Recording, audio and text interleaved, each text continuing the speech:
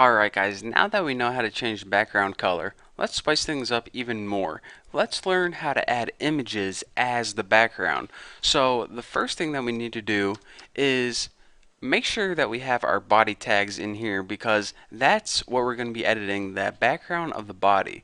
So go ahead and as your element, go ahead and type body and give you some space to work with. And the first thing I want to teach you guys is how to add an image is the background. So again, make sure that whatever directory you're working in, let me minimize this a little bit. Make sure whatever directory you're working in that you have, see, I'm working at this file right here, the index. Make sure you have an image file, either a GIF or a JPEG or a PNG, in the same folder as the file you're working on. And I have a little, you can see my face right here, a little picture file called myface.png. So remember that because that's going to come in handy in about 5 seconds. So in order to add an image for our background, you need the property background minus image, and for the value you need to set it to this URL, and then go ahead and put parentheses. Now inside the parentheses, go ahead and type the name of the file, myface.png.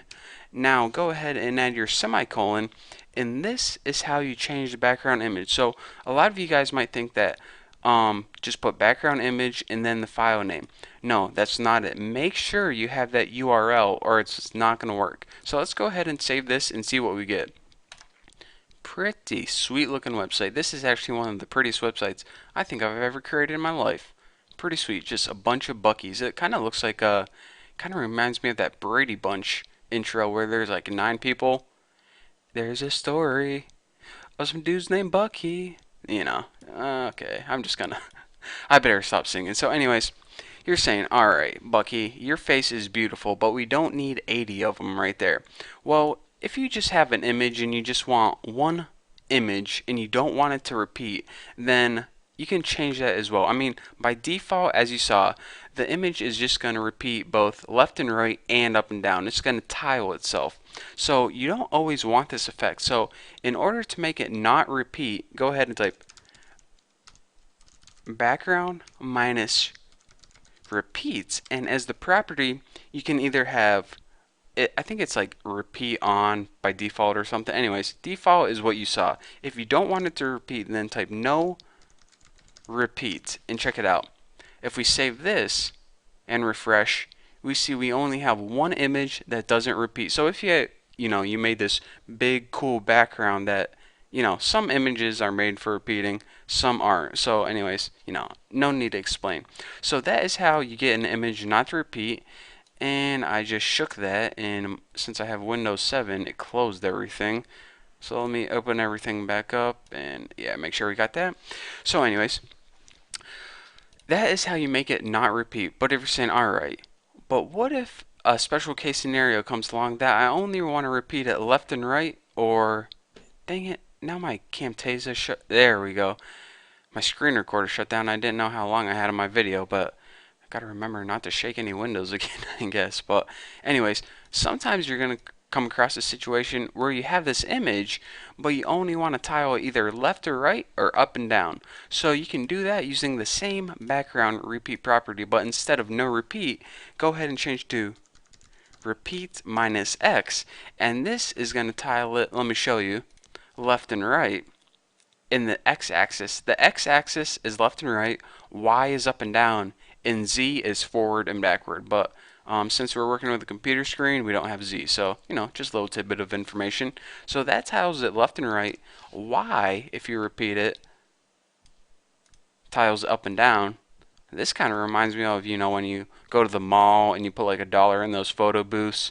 That's what it reminds me of. Kind of freaky seeing me staring at myself. But anyways, that is how you tile it up and down. And the last thing I want to mention is let's go ahead and put no repeat so I can demonstrate the last point I have. Whenever you have a background image, I mean, you might be saying this, alright, I want one image, I don't want it to repeat, But the only thing is, I don't want it stuck in the top left corner. I want it either, maybe centered on your website, or maybe you want it 10 pixels over and 50 pixels down, or you want it in a specific location. You don't always want it jammed up in the top left. So in order to do that, you need a property called background minus position, and this lets you alter the position of your background image. Now this takes two parameters. The first parameter, or the first piece of information it needs, is how far from the left hand side do you want to move it. So go ahead and put 10 pixels. Now your image is going to be shifted 10 pixels to the right. And the next piece of information you need to give is how far from the top do you want to move it. So let's say you want to move it 60 pixels down. So go ahead and write 60 pixels, and that's it. Just save it and see what we got. So now that we changed that background position 10 pixels, 50 pixels, it took this image, which was jammed up in the top left, moved it 10 pixels to the right and 60 pixels down, or 50, I forgot what I put. 60, there we go.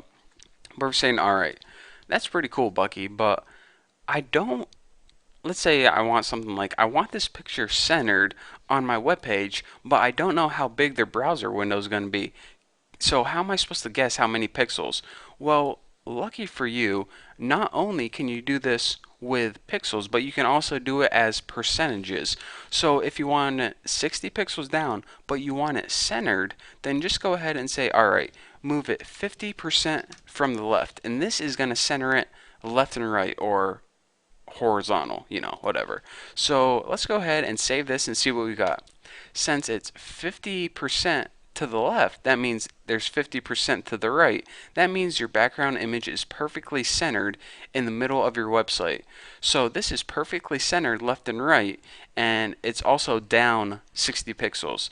So that is pretty much all you need to know with working with background images.